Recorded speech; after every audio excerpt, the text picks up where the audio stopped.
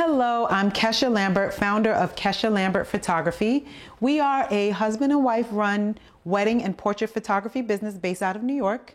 We have 3 associate photographers, and together we photograph 60 to 70 weddings annually throughout the New York City tri-state area, all over the country and all over the world. I have personally photographed hundreds of weddings.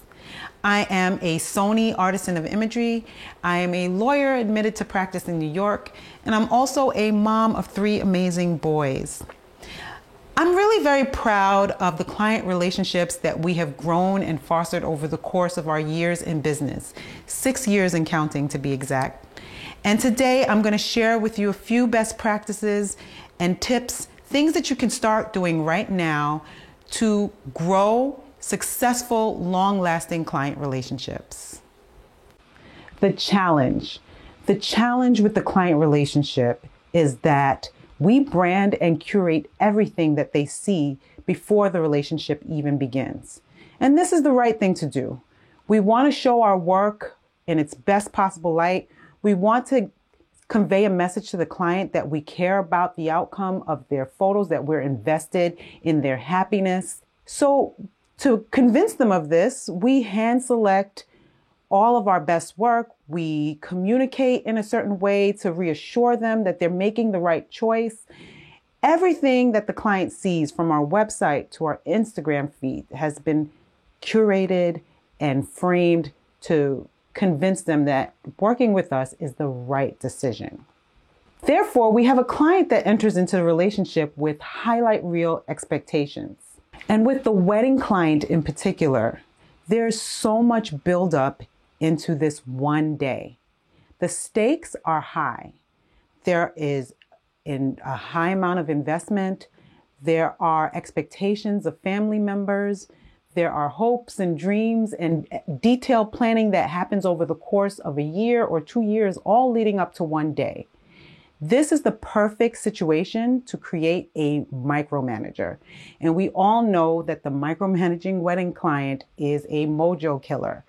We do not get successful outcomes when there is a situation of the client needing control, the client having fear, or the client feeling distrust. And we all know that control, fear, and distrust is at the root of micromanaging. And so how do we get around this? We condition client expectations. Now, I say condition and not setting client expectations, because conditioning means that we are training and accustoming our clients to a certain outcome and to engage in a certain type of behavior. So today I'm going to share with you 3-pronged approach to conditioning client expectations so that we can exceed client expectations. But let's first talk about the benefits of conditioning client expectations. One of the benefits of conditioning client expectations is that it helps you to establish and maintain a strong brand reputation. When you have clients who have had a wonderful, exceptional experience working with you, then you have a ton of brand ambassadors out there just saying amazing things about you. When your client feels great working with you and when they're happy with the outcome, it helps to build a positive reputation for you and a strong word of mouth. Conditioning client expectations also helps the photographer and client to successfully navigate conflict. Conflict resolution is an important component of business longevity. The ability, as it pertains in particular to real people work, wedding clients, portrait clients, the ability to successfully navigate conflict with your client is key. And when you have established expectations, when you have built a rapport with your client, then you have the tools in place. Everyone is invested in a successful client relationship. And so when you encounter conflict, you can come through that conflict with a happy client. Conditioning client expectations also helps you to get the most out of your client creatively. One of the number one things that I get asked by my peers and other photographers is, how on earth did you get your clients to agree to do that? How did you get them to go out in the rain? How did you get them to lay down on the ground in their beautiful dress? And conditioning expectations, building seeds of trust between client and photographer is a big part of why I'm able to get the most out of our clients creatively. Conditioning client expectations also has the benefit of helping you to grow your client base. And this ties in with your strong brand reputation. When you have people out there saying wonderful things about you, when you provided this experience that leaves them talking, and not only leaves them talking, but makes your clients want to come back over and over again, then this is one of the benefits of conditioning expectations. 3 prongs to conditioning client expectations. Number 1, rapport. Number 2, leadership. And number 3, systems. Let's talk about rapport building. Here we have the beige pump. There are so many beige pumps. And yet, when you're shopping for a beige pump, you're going to choose one for whatever reason. Maybe it's the right price. Maybe you see something special or unique or original in that pump. This is a part of the process. In the sea of the creative world, there are many professional service providers that offer the same service that you do. But the fact is, the client chose you. The fact is that you stood out in some way. The fact that they chose you, that the client chose you out of the many photographers and creative service providers out there, they chose you, tells you that they entered the relationship with a certain amount of trust to begin with. They trust, once they've seen your work, they trust that you will be able to deliver the results that they're seeking. So an important part of maintaining and keeping that trust and growing that trust even more is rapport building. So I'm going to share a few ways that you can build rapport with your clients. The first thing that I would like to recommend is getting out in front of their questions and provide information beforehand. You put nervous minds at ease when you provide information, what to expect, what they should do. A lot of clients come to the table, they're not professional models, they're very nervous about what to expect down the line. And as a photographer who provides this service, you encounter many of the same situations repeatedly. So a big game changer is putting together material that you can share with your client so that you get in front of their questions.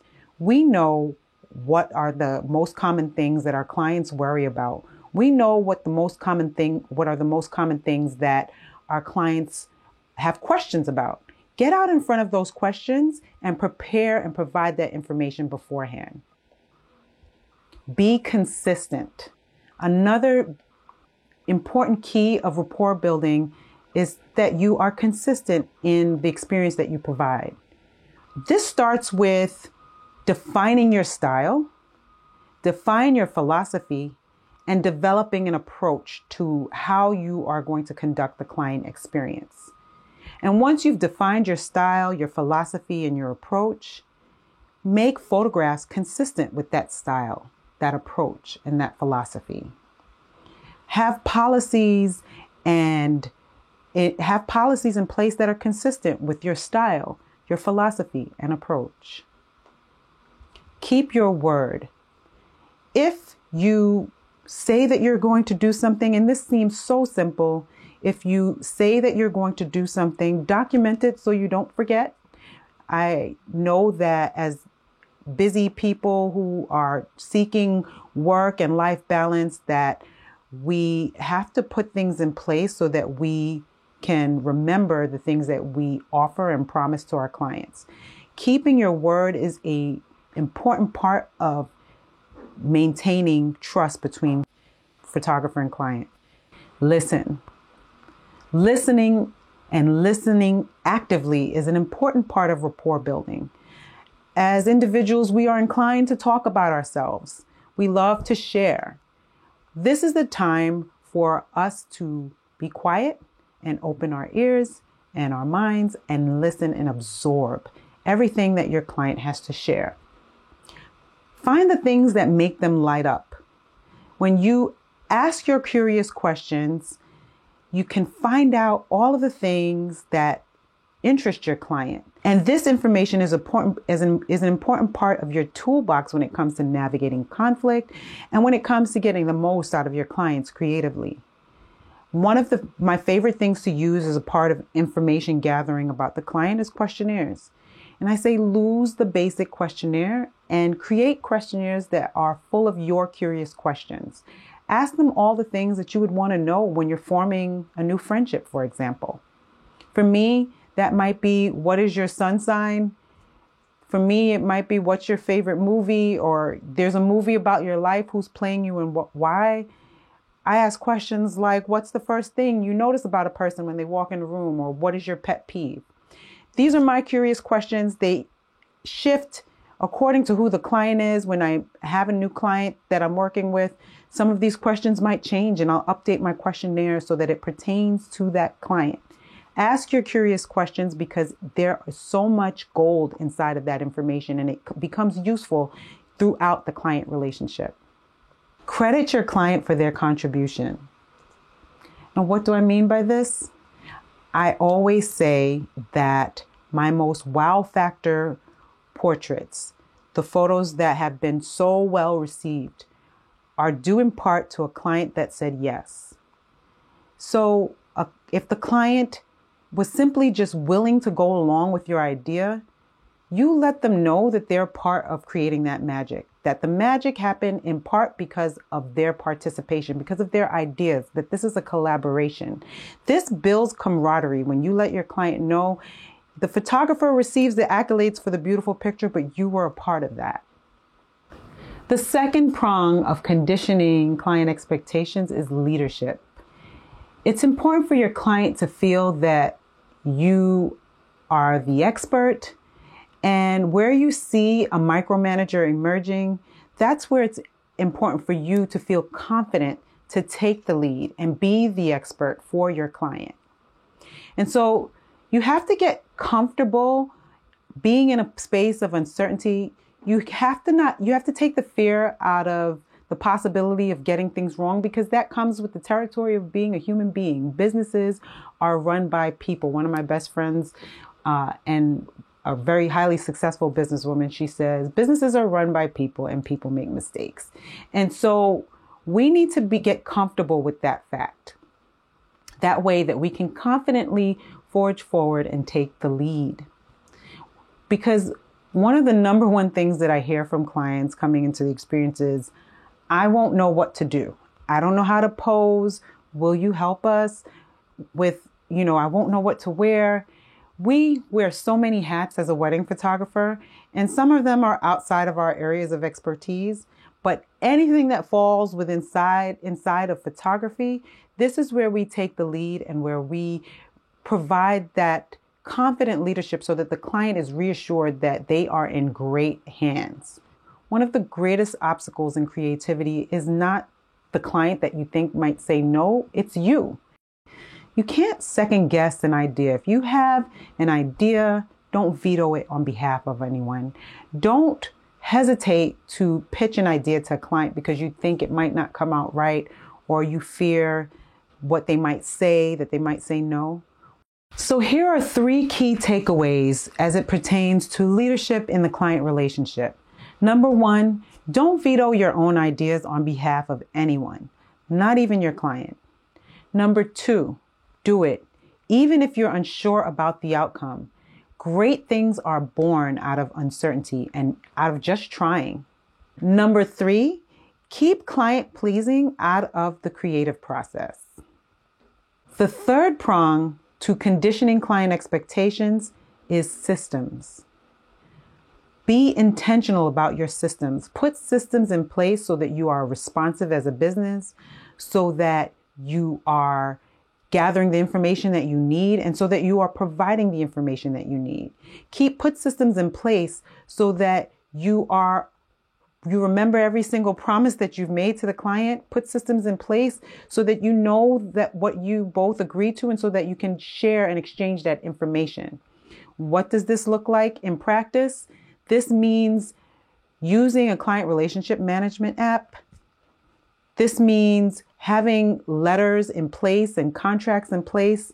This means having guides and magazines that tell the client what they can expect when they work with you. Put systems in place, not just calendar management, but management of the entire relationship. And implement a detailed communication plan. Don't just wing it. Have a plan for how many times you touch and feel the client relationship. And what does that mean? For me, I outline an order of events that I'd like to happen when a client books with us. And that can start with a phone call, a video meeting, the questionnaire going out, the questionnaire response. Put a detailed and defined communication plan in place for how you're going to engage with your client. This is not a hard and fast rule, but this gives you a guide to stick to so that you can be consistent in your process and how the client relationship is handled. Constant individualized contact. Having a clear, defined communication plan allows you to have a plan in place for how often you're going to communicate with the client. Communication is everything. Communication sends the message to your client that they are important to you. One of the most important things that you can do for a client is make them feel that you are attentive and that their desires, their wants, their wishes matter to you, and that they're not just a item way down on your to-do list. And so having a clearly defined plan of action as it pertains to touching the client relationship and communicating with your client is a key component of successfully conditioning expectations. And in closing, always remember that the client chose you. They saw something in you that they thought was special. They saw something in you that made them feel that this was the right direction for their vision, for their wish list, for their plans. And so now that you have that, there's built-in incentive for a successful client relationship. Everyone is invested in the outcome being great.